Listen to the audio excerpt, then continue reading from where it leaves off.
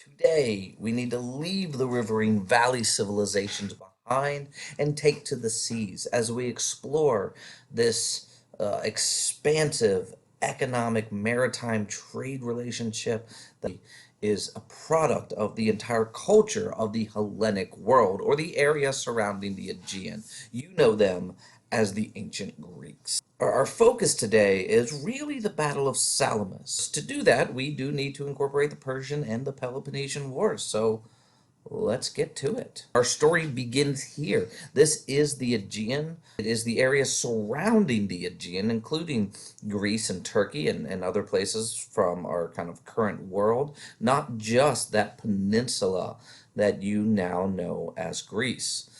This is the dominant power in this age, the great Persian Empire that has come to dominate the world. It has seized control of Egypt and Mesopotamia, as well as parts of Bactria and these small, insignificant Greek city-states who stubbornly seem to refuse to join or submit to this seemingly unstoppable power of the age. And we know that the Greeks really never defeated the Persians, despite the amazing tales we hear. We have this first attempt by Darius where he will kind of launch a invasion that lands in Marathon. But what people tend to forget is that storms whipped up in the Aegean. Most of the ships were actually lost. Those who washed up on the shore of Marathon were the remnants of the army, and they were essentially about half drowned when they arrived. The Greeks attacked them very quickly.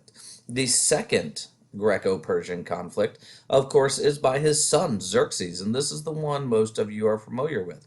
He moves with this dotted green line, a fleet, and then with this solid green line with an army making his way around the northern Aegean and coming down. Of course, most of you are very familiar with this story of the 300 Spartans in Thermopylae. Of course, we ignore the 5,000 other Greeks who fought beside the 300 Spartans. And the one thing you have to remember is they essentially only held off the Persians for 2.5, maybe 3 days. This is a massive defeat for the Greeks. It was a slowing measure. While this Battle of Thermopylae is occurring, Athens is able to basically empty the city. They all move to Salamis, this island in the middle of the Saronic Gulf. And this is where the Athenian fleet will be. This is where they will essentially make their stand. Now, the thing is, Xerxes will come and attempt to fight. He will attempt to wage battle, and the Greeks will not fight them. The city is simply empty in front of him. Frustrated by this, frustrated his inability to actually wage warfare because everybody's running instead of fighting him, the Athenians and their 372 ships will be in Salamis. We're talking 400 total ships, probably about 80,000 rowers, just to kind of give you an idea of this naval force. The Persians will be coming in looking for a fight. Athenians do this. They stage a series of ships out here to be seen, and once they are seen, they act in disarray, and they will actually flee back into this strait, in giving the impression that they are running away. Now, Xerxes does not fall for all of this trick. He understands that they are trying to lure him in. He does send a massive force here. Now, this force are actually mostly Phoenicians. They will follow in here. He will send his Egyptian squadron, his Egyptian ships around the side to kind of cut off this. There is a small Corinthian fleet from Corinth, who is here to try to slow the Egyptians down, because all they have to do is slow them down so that this battle can occur. Once you have the Persian slash Phoenician troops committing, and there will be too many of them, there'll be too many ships to actually fit into this strait. But they will come in attempting to attack.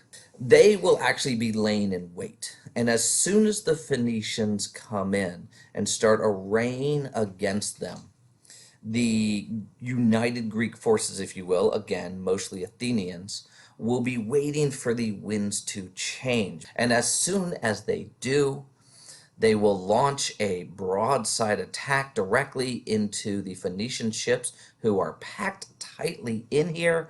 Of course, with the wind at their backs, they barely have to row. The idea of these ships is to gain power and maneuverability, to ram the other ship with this front piece here, then to pull back, hopefully sinking the ship or at least crippling the ship, at which point they can pull up alongside and fight either from these platforms or board the other ship. And this is essentially what happens. And Greeks and Athenians will rush in with full speed, pushing the ships into a much larger force. These ships will actually have to group closer and closer together. You will notice that these oars simply started interacting. And once the oars from one ship start smacking against the oars of another ship, the entire propulsion of the ship is stopped. The entire maneuverability of the ship is stopped. Essentially, the Persian slash Phoenician ships were completely disabled and they were locked in place. The Athenians rammed, pulled back, let one sink, rammed another, pulled back, let them sink. It was a massive defeat for the Persians. There will be a follow-up battle in August in the Battle of Plataea. It's not a significant battle. By that time, 80% of the Persian army had withdrawn. But the one truly successful battle proved that the future of warfare is going to be in their navies and in their maritime culture. It makes sense. These guys live on a rocky coastline. They do not have massive agricultural resources.